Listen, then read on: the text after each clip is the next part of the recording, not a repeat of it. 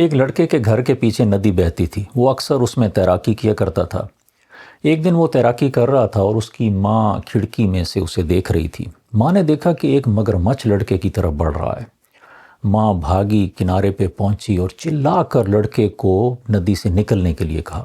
ماں کی آواز سن کر لڑکا کنارے کی طرف آنے لگا، لیکن مگرمچھ بھی بہت قریب پہنچ گیا۔ ماں ندی میں گھس گئی اور لڑکے کا بازو پکڑ لیا۔ ادھر سے مگرمچھ نے لڑکے کی ٹانگ پکڑ لی۔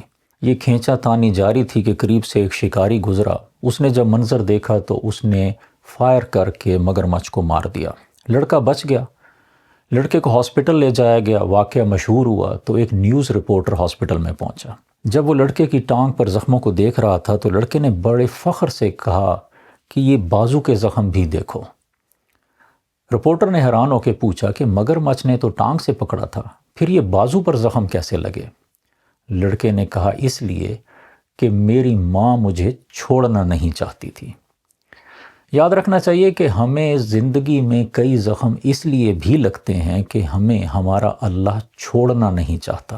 اس دنیا میں بہت سے مگرمچھ ہیں، بدعنوانیوں کے مگرمچھ، ظلم کے مگرمچھ، ناانصافیوں کے مگرمچھ، لالچوں کے مگرمچھ۔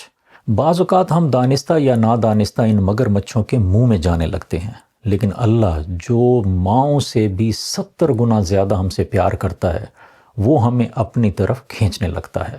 پھر بعض اوقات زخم لگتے ہیں، بعض اوقات کوئی بیماری آتی ہے، کوئی اور تکلیف اور پریشانی آتی ہے۔ وہ سب کچھ دراصل اس لیے ہوتا ہے کہ اللہ ہمیں متوجہ کرنا چاہتا ہے اپنی طرف۔ لیکن ہم یہ بھی دیکھتے ہیں کہ دنیا میں بہت سے لوگ نہ صرف مگرمچھوں کے منہ میں جاتے ہیں بلکہ وہ خود پھر مگرمچھ بن جاتے ہیں۔ وہ ظلم کرتے ہیں، ناانصافیاں کرتے ہیں، لیکن نہ ہی انہیں کوئی زخم لگتا ہے اور نہ ہی کوئی بظاہر ان پر تکلیف آتی ہے۔ شاید یہ وہ بدقسمت لوگ ہیں کہ جنہیں اب اللہ اپنی طرف کھینچنا نہیں چاہتا۔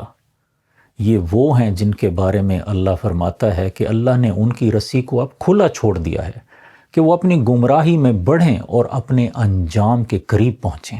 اس لیے جب زندگی میں ہمیں کوئی زخم لگے، کوئی تکلیف پہنچے، کوئی پریشانی آئے، تو دیکھنا چاہیے کہ کہیں یہ اس محبت کے زخم، اس محبت کی پریشانیاں تو نہیں ہیں کہ اللہ ہمیں اپنی طرف کھینچ رہا ہے۔